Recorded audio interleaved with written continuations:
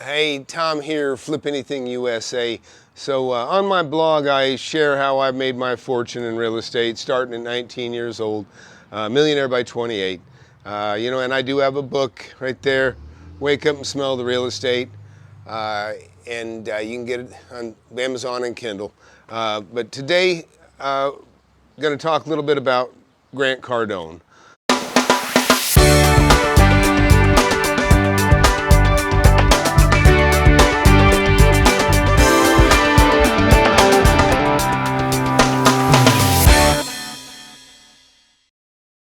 In fairness to Grant Cardone, I think he's a good salesman. I haven't read 10X, but I've listened to a little bit of his videos, not very many to be honest. But what come across to me is he's a good, credible salesman.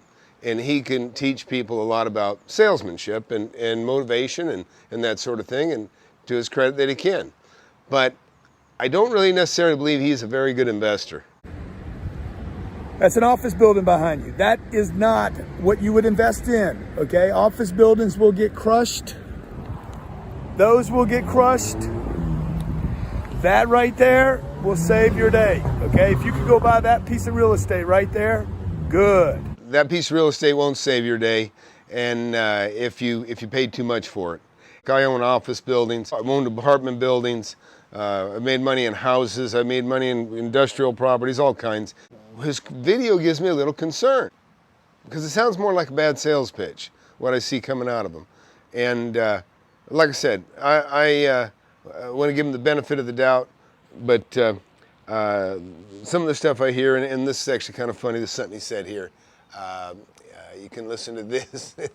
It's interesting too.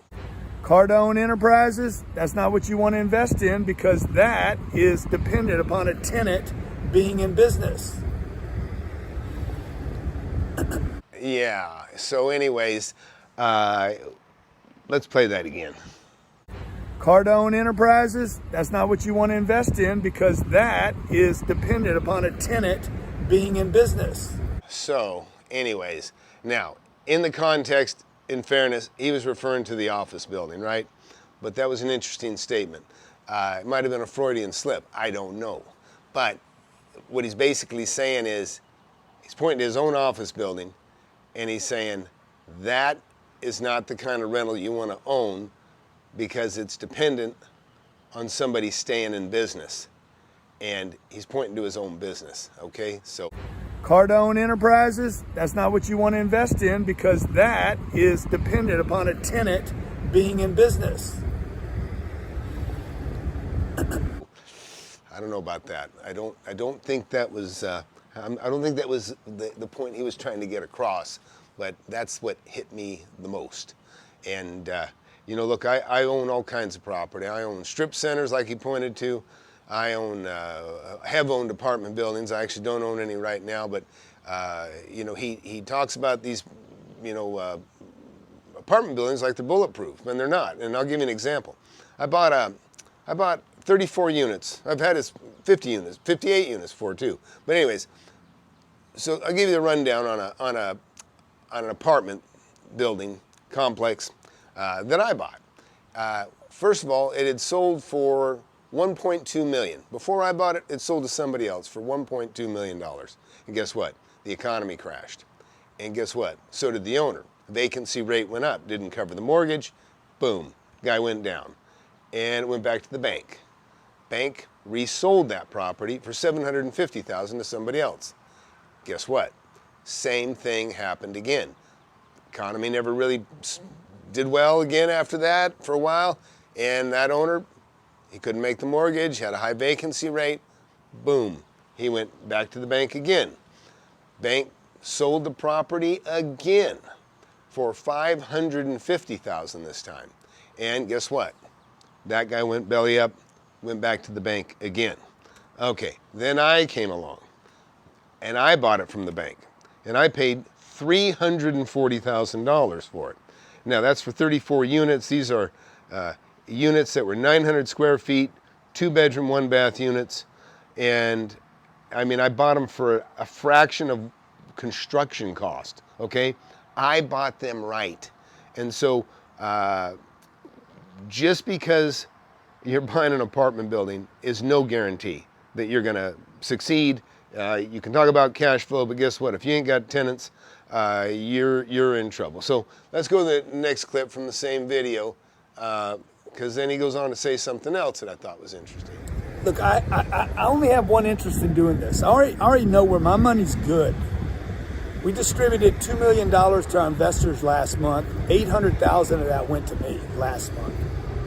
Rental property. People have to live somewhere. They have to drink water. They have to eat food, okay? They need entertainment. So they're going to buy Netflix. They're going to watch their Apple TV. They're going to keep their telephone. They're going to drink water. They're going to drink food. They're going to have food delivered to the house. Maybe they're not going to go to a restaurant for a couple months. But they're going to have to live someplace. Okay. First of all, yeah, everybody's got to live someplace. And right now I'm kicking back at home. And happily so. Okay. And all these people that live in these apartment buildings, guess what? When times go to hell and they can't make their rent, they don't get to just live there. They don't get a bailout every time. And the deal is sometimes they come home, right? They come home and live with dad. That's where my kids come. They come here and live here. And it's got a better pool than most apartment complexes too. Anyways, but my point is, it's what he said here that bothers me the most. Now listen again. Look, I only have one interest in doing this. I already know where my money's good. We distributed $2 million to our investors last month. $800,000 of that went to me last month. Okay, listen again. We distributed $2 million to our investors last month. $800,000 of that went to me last month. So he just described a disbursement from Cardone Capital, as I understand it, that $2 million went to investors. He being one of them. He got 800 grand. The other investors got 1.2 million. He said 2 million and he took 800,000 of it. Okay, that's a 40-60 split. So he got 40% of that disbursement. So what, as an investor, I want to know the details. Okay? He got 40%. Did he put in 40%? What is that? What is that return for those investors that got? And he said he's got 3,100 investors. I mean, I hope they're not splitting, $1.2 million. It's just not enough money. We need more details. He got 40% of that disbursement. And now, listen, if you're putting a deal together and you get like a big chunk of equity just because you put the deal together, and then you get a piece of the deal because you got like a finder's fee, maybe cash on that, and then when you go to finally make a profit, you're taking 40%. I mean, I want to know how much money the investors put in to get 60% and what Grant put in to get his 40%, because that is a very, very nice split, depending on the details, right? Could be a great return for the investors. So I would just like Grant to explain more, elaborate on that split. What he got for doing, what did he get 800,000 for? And what did that equate to the investors? What did they get? What was their return on investment? And what was his return on investment? Because that's important information. So I can tell you right now, you will lose money on anything that you don't buy under market. And later on in this video, I think he goes on to talk about some other things, particularly about, I think he says he can give his investors a return on their investment, even if they got a 15% vacancy. Well, to me, that's terrible. I mean, that is horrible. I mean, anyhow, let's just go ahead and look at the next clip before I get back on that. Want to do this on your own? Go do it on your own, okay? You want to go buy that property right there? That one right there, all the way down that block. It covers that entire block. It's full of tenants. Those tenants aren't going any place. Those tenants are going to stay there even if they lose their jobs. Okay, do you hear that? Listen to that again, this last part. Full of tenants. Those tenants aren't going any place. Those tenants are going to stay there even if they lose their jobs. Now, how is it these tenants are going to be able to stay there if they lose their jobs? I can tell you right now, if you lose your job, you probably ain't got enough money to pay your rent. And so I don't know where he's coming up with this stuff, but I've owned apartment complexes, I own houses, and guess what? When people get laid off, they usually move somewhere cheaper. You know, they'll share a home with somebody. Don't necessarily need an apartment. So I don't know where he comes up with that. But the scariest part of that statement to me is saying that, is kind of boasting that he can pay a dividend with a 15% vacancy. Now, the cash flow, you got to have a certain amount of cash flow based on a certain amount of vacancy, because you're going to have vacancy. We figure down to about 85%. That means with 15% not occupied, we still cash flow and still pay our investors. So what happens if you got a 25% vacancy or a 30% vacancy? Now what happens? Now what happens? Can you pay your mortgage? Because I can tell you right now, if you're leveraged 75% on an investment and you get a vacancy factor and you get kind of a little bomb like we had here recently, and it devalues the asset, kind of saying this is it, this is safe, you know, that'll save you the day. I don't buy it. I don't buy it, because I've seen apartment buildings go to hell. I've seen the vacancy rate destroy the property values. And just like you're talking about people should sell their home, in the same breath you're kind of saying they might be upside down, but they should refinance. That doesn't make any sense to me either, because you can't really refinance your home if you don't have any equity, right? And guess what? You can't really refinance your apartment building either if you don't have much equity. Banks look for equity, right? Now, they may work with you if you're struggling to keep your investment. That's one thing, but that doesn't mean you're going to have a return for your investors.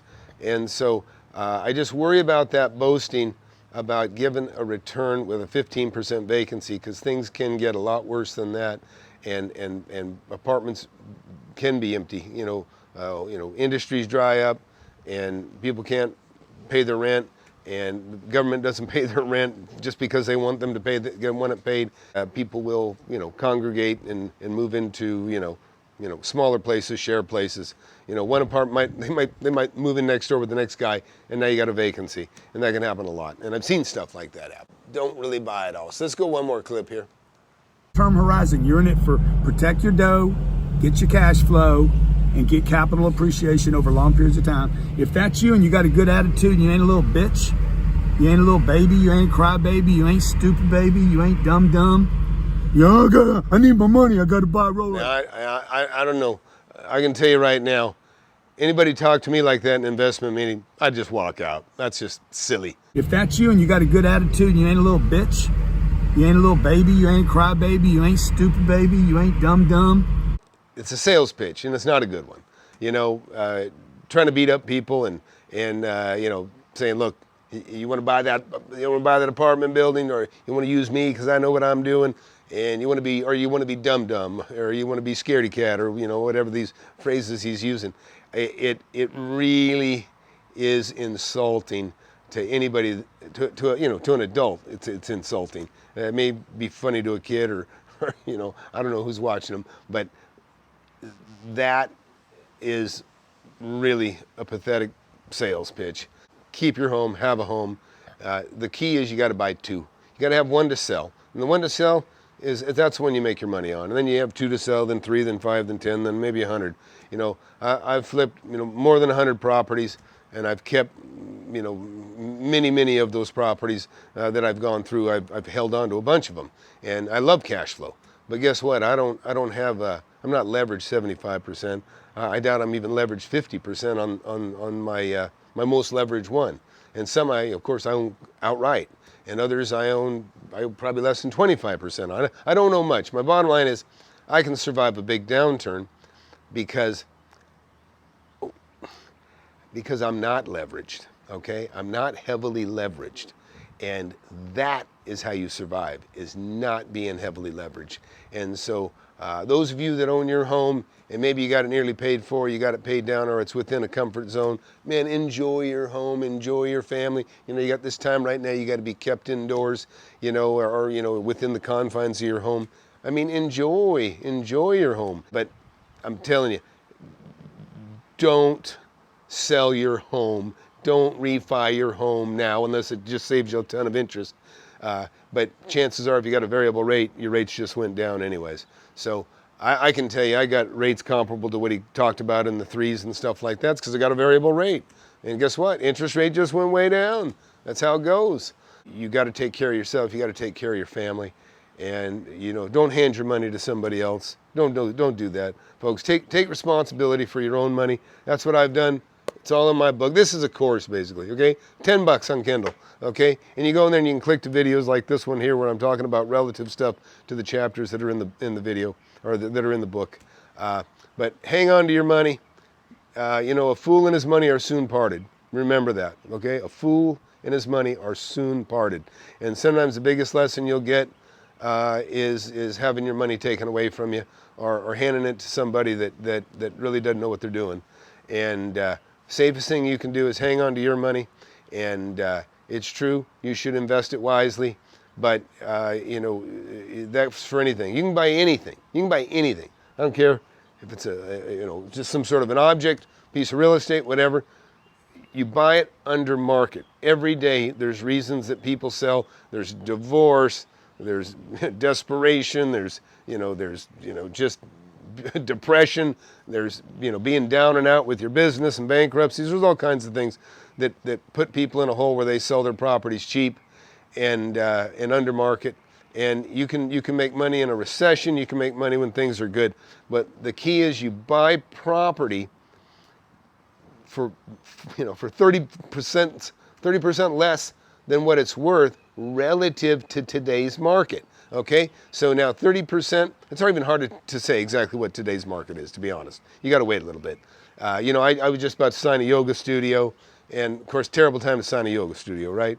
And most of my stuff, and I've got all the kind of properties he's talking about. I got restaurants, I got bars, I got schools, I got all kinds of people, and some are kind of closed down for a bit, some are getting by. But listen, the fact that, say, offices are a bad business venture is ridiculous. I got offices that have been full through good times and bad times, and manufacturing too. Not everybody can just go into an apartment and make a living, right? And there's a lot of people that use their hands to make a living. They have trades and shops and mechanics and restaurants. In fact, I have hundreds of tenants, and I can tell you, it's amazing how many different ways there are to make money. How many different ways people make a living. I got a nuclear physicist. I got all kinds. I just got everything you can imagine. And every time, I'm never surprised sometimes that somebody new. I'm going, well, you make money doing that, really? I'm surprised. There's just so many different ways to make money. And guess what? You need a place to do that in. And it's not necessarily one of Grant's apartments. So, anyways, that's it. Flip Anything. Be sure to share, subscribe. Get my book. If you don't like it, you can send it back, okay? You can get it on Kindle, but you're going to love it. It's basically a guidebook to show you how to make money exactly the same way I did starting at 19. And you're never too late to start. A few $100,000 make a world of difference to somebody that doesn't have a few $100,000. And you can make a fortune. You really can. You can make a fortune. And it doesn't take that long. Relative to yourself, and sometimes you can hit it out of the ballpark and make an enormous amount of money in a short time. But one thing I know for sure with my stuff, you can, because I wasn't, I didn't have any. I had some home runs, okay, where I made a lot of money, millions. But what I'm telling you is, most of my deals were making 10 grand, 10 grand, 10 grand, 20 grand, 30 grand, 40.